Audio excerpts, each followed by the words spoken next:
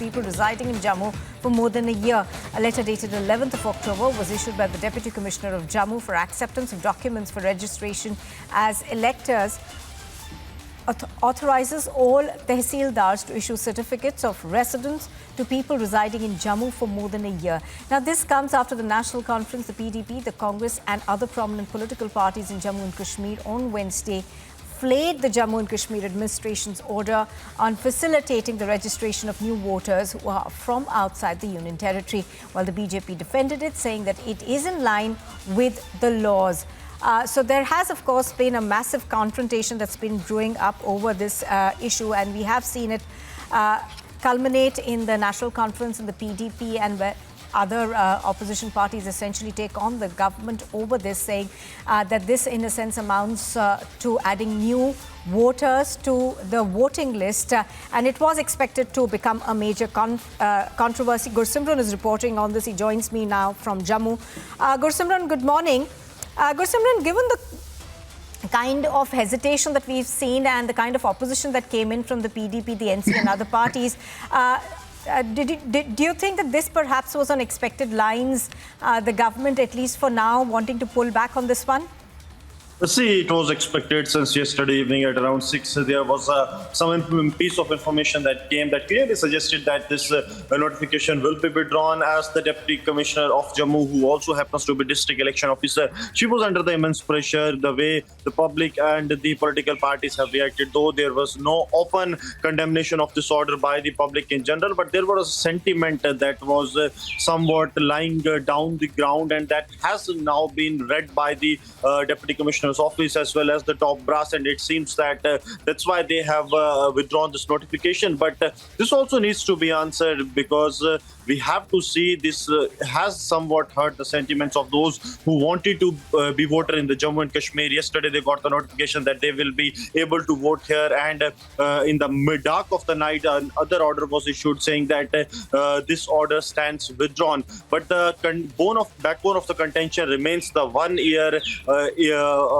time that is still there, because it has written that these are the 6 documents that are needed, and that also includes these rent deed and the water or the electricity bill for over a year. So that is the point of contention that remains the same, but the directions that were passed by the Deputy Commissioner of Jammu to the tehsildars to expedite the process and issue the proof of certificate of residence to the non-locals living in the Union Territory of Jammu and Kashmir, that order stands withdrawn. But the Deputy Commissioner needs to answer that if it was a right order, then why it has been taken back, and if it was not in line with the People's Representation Act, then why it was issued. See, these are something really serious, because Jammu and Kashmir is heading towards election. We have seen a peaceful environment prevailing in Jammu and Kashmir, and there is no scope of any mistake by any bureaucrat that can lead to trouble in the Union Territory of Jammu and Kashmir, be it of any sort, and this needs to be taken really very seriously by the top authorities of the Election Commission as well as the J&K administration.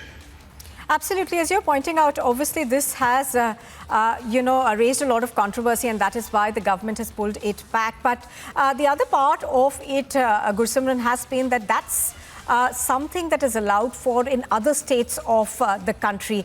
And hence, perhaps the Jammu and Kashmir administration will now need to explain that if the order was given out, was it given out with a yes that came in from the top authorities or no?